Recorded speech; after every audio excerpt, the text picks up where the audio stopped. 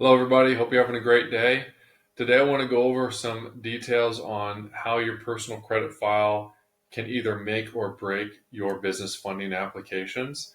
So, before we dive in on that, a couple things to note. If you haven't joined our school community, go ahead and click the link below, follow to our page, and join the group. It's free. We put out all types of free material, education, and guidance on how to get funding and prepare yourself for funding.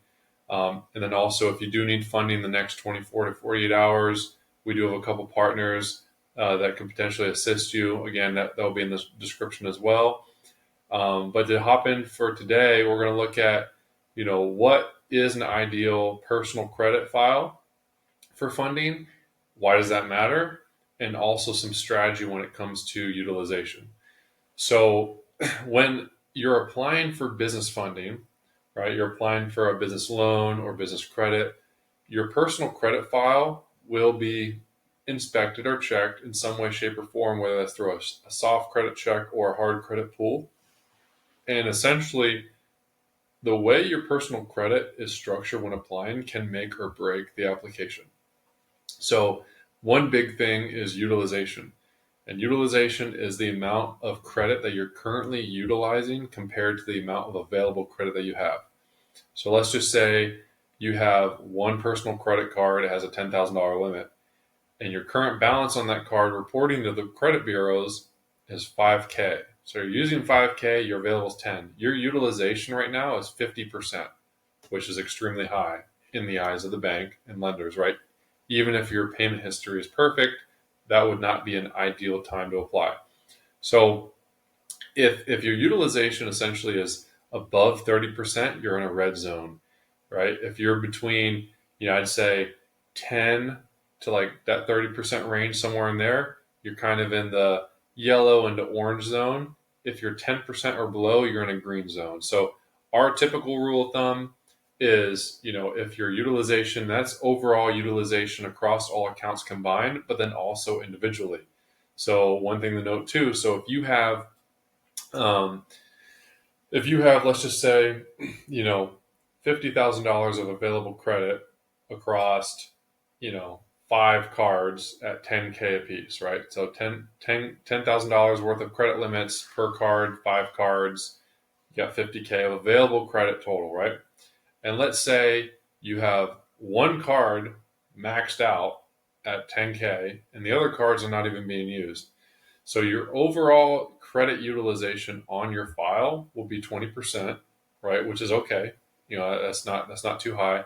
However, you have one account that has 100% utilization. So it's not only the entire utilization of all accounts combined, but it's also individually. So you want to make sure that, again, ideally anywhere like I'd say 10% to 15% is a good range that's like doable, right? Because you're going to use your personal credit, right? So I'd say 10 to 15% per account. So that means you have five different personal credit cards. You want to make sure that the actual utilization on each of those individual credit cards are between that maybe 10 to 15% or even less, right? But you don't want to have one card or a couple cards that are well over 30%, but even though your overall credit utilization might be at like 11% for your entire file, you just want to keep that in mind. So I know it's kind of nitty gritty. It is something to keep in mind because it does impact whether you do get approved or denied, maybe approved, but you get approved for a low limit. And a lot of locations only give you one shot to get that 0% business credit.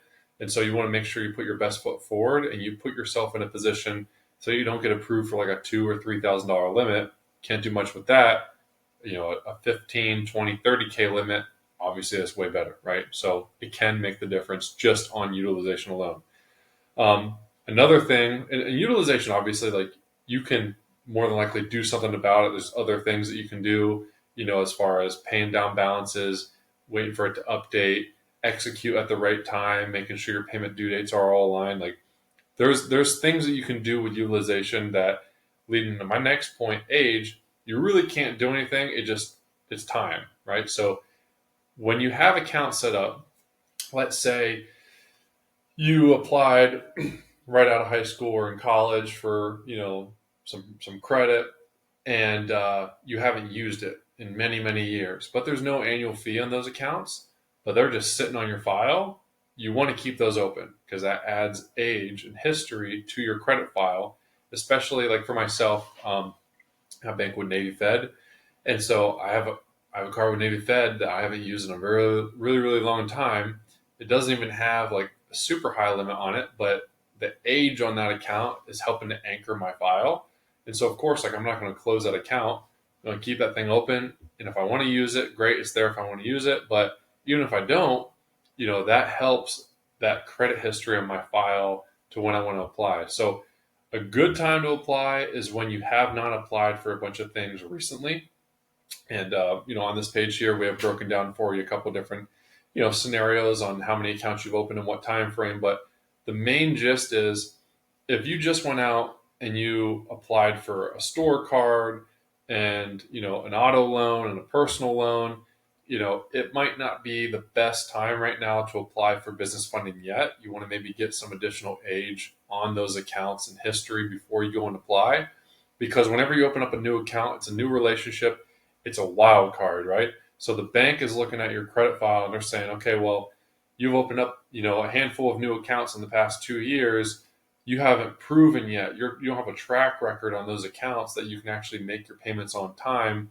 And so that payment history just isn't there yet, which is about 35% of your score is payment history, right? So age on accounts, super important. If you haven't applied for anything in a while, it may be a good time to apply again. But that does lead me to my next point, which is what's the history of those accounts?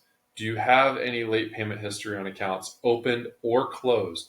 Do you have any collections on your credit file? Do you have any charge-offs? Which charge-offs are, is pretty bad, right? That's one of the worst things you can have on your file. That means that an account that was late for a period of time, and the creditor essentially just gave up and was like, hey, this amount that you've been carrying that you haven't been making payments on, we're charging it off, which essentially is now alerting all the credit bureaus, which then impact lenders. Hey, this person, they never paid their debt and they just let it in our hands, right? So you want to make sure that you're making at least the minimum monthly payment, and to get a late payment too. So there are some people that have questions about, like, when do I actually get a late payment? A late payment occurs when you miss your payment due date and it goes another 30 days until it's actually considered a late payment. So if your payment is due on the 10th of the month and the 10th goes by and now it's on like the 12th or the 13th, and you're like, oh shoot, I forgot to make the payment. You go in, you might have to pay a late payment fee. Sometimes it can get waived, but you can resolve that issue, make that at least minimum payment on that account. There won't be any late payment applied. If your payment due date is on the 10th of, let's just say, May, and you don't make that payment at all, you don't make at least the minimum payment. Because that's the thing too. Like if the minimum payment on the account, let's just say, is $500 minimum payment, and you make a $250 payment, that payment will go into a delinquent status because you didn't at least meet the minimum requirement. So, and some people are wondering too, like, well, I made a payment. You have to make at least the minimum payment. If that payment is due on the 10th, you don't make at least the minimum, and let's say that payment was due May 10th. Now it's June 10th, and you still haven't made at least the minimum payment for May. Now that account is considered 30 days past due, and that will report to your personal credit file. It's supposed to fall off after 2 years. I've seen many times where that doesn't even happen. It just stays on your credit file. So yeah, stay on top of your payments. Even if you have auto pay turned on for your accounts, please go in and manually check and make sure that the payment actually went through, to make sure you don't get in hot water. Another thing to keep in mind as well when it comes to the history of accounts and everything, business accounts, so your business credit, it does not report to your personal credit file unless that account goes delinquent. So if you have a business account, say you have a business credit card with Chase, for example, and you don't make that minimum payment and it goes 30 days delinquent, that account will now report to your personal credit file as a delinquent account, and it will bring with it whatever utilization that you have on it. So if you have, a maxed out business credit card that's not reporting to your personal credit file, it's not impacting your personal credit whatsoever. If you go delinquent on that account and don't make that payment, and that goes into a late payment status, it now reports to your personal credit file as a late payment account, or as an account with a late payment rather, and it has 100% utilization. Your score is going to drop, your personal credit score is going to drop overnight, probably somewhere in the ballpark of 200 points. So I've seen people, they go from, have an 800 score to overnight, they have a 600, right? Because that happened. So again, making sure you're keeping an eye on utilization and the timing of when those accounts are primed and ready to go to apply. Before you apply for any funding, going on to Experian, Equifax, TransUnion, making sure that you have full visibility on all accounts, making sure that everything is up to date, name, date of birth, address, all that personal information is all accurate and reporting correctly, because when you're putting on the application your name, your address, your employment, all that stuff, they're going to cross-reference with your credit when they pull your credit file.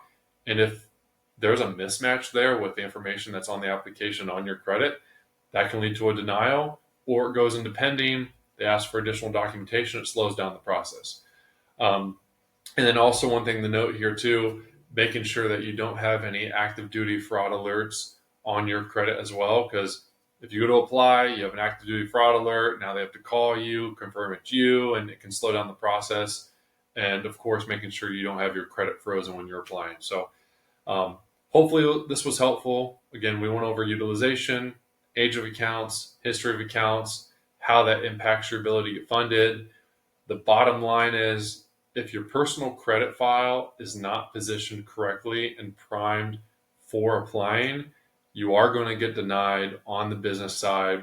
You are going to get, low limits. If you do get approved, you're not going to be able to get the ideal high limit business credit funding at zero interest if your personal credit file is not primed and ready to go. So hopefully this was helpful. Again, if you have any questions at all, you have any comments, please let us know. Be more than happy to, review that and get back to you with some feedback. And as always, too, we have a weekly webinar that we host as well. So feel free to join that. Q&A session, open-ended. If you have any questions about, the material that we're covering, any other course material that maybe we haven't even gone over yet, or you need clarification on something, that's the purpose of those webinars. We don't do any hard sell here at Rehab Reserves. We're here to help people that are a good fit for our service. We're a good fit to work with them. They see the value in what we do. And if you feel confident to go out and on your own and apply, by all means, feel free to do so. And if you put to use, some of the strategies and, resources that we've been able to provide into effect when you did go and apply, and you have some good results to share, feel free to share those. And if you don't have good results to share and you tried, on your own, feel free to share that as well. And we'd love to review, what maybe we can do different next time to get better results. So until next time, have a good one. I'll see you in the next video.